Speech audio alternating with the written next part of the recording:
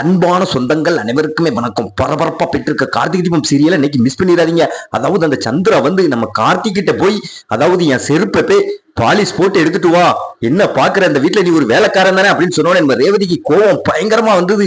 யார செருப்ப பாலிஷ் போட சொல்லிட்டு வரீங்க அப்படின்னு அட்டி ஒண்ணு கொடுத்தாங்க சந்திராவுக்கு செவுட்டுல. அது சூப்பரா இருந்தது. அதான் ஒரு குட்டி பிரமா பார்க்க போறோம். அதுக்கு முன்னால உங்கள் சேனலுக்கு லைக் பண்ணாங்க, லைக் பண்ணுங்க, சப்ஸ்கிரைப் பண்ணுங்க. அதாவது பாத்தீங்கன்னா நம்ம கார்த்திக் வந்து அதாவது டைனிங் டேபிள்ல உட்காந்து சாப்பிடறதுக்கு போனாரு. அப்பவும் அந்த சந்திரா வந்து என்ன பண்றாங்கன்னு பாத்தீங்கன்னா, ஏய் நீ இந்த வீட்டுல ஒரு வேலைக்காரன் மாதிரி தான் அங்க இருக்க, போய் தரையில போய் உட்காந்து சாப்பிடு அப்படின்னு சொல்லி அசிங்கப்படுத்தினாங்க. அப்போ வந்து நம்ம கார்த்திக் வந்து அவரோட புத்திசாலித்தனத்தால எல்லாத்தையும் தரைக்கு வர வச்சிட்டாரு.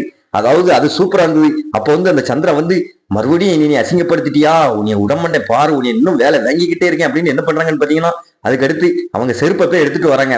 அதாவது என் செருப்பை கொண்டு போய் நல்லா பாலிஷ் போட்டு கொண்டு வா அப்படின்னு சொன்ன உடனே நம்ம கார்த்திக் வந்து அப்படியே முறைச்சு பார்த்தாரு. அதுக்கு அடுத்து பாத்தீங்கன்னா நம்ம ரேவதி இதை கேட்டுக்கிட்டு இருந்தவங்க வேகமா வந்தாங்க. சிட்டி என்ன நினைச்சுக்கிட்டு இருக்கீங்க, அவர் யாரு, அதாவது அவருக்கு கீழே 1000 பேர் வேலை பார்க்கறதுக்கு ரெடியா இருக்காங்க. அவர் இந்த வீட்டோட மாப்பிள்ள வேற, என் புருஷன். அதாவது நீங்க அவரை டிரைவர்னு சொன்னதுக்கே நான் உங்களை வைதேன், இனிமேல் உங்களை நான் சும்மா விடமானே அப்படியே டப்புன்னு ஒண்ணு கொடுத்தாங்க. அது சூப்பரா இருந்தது.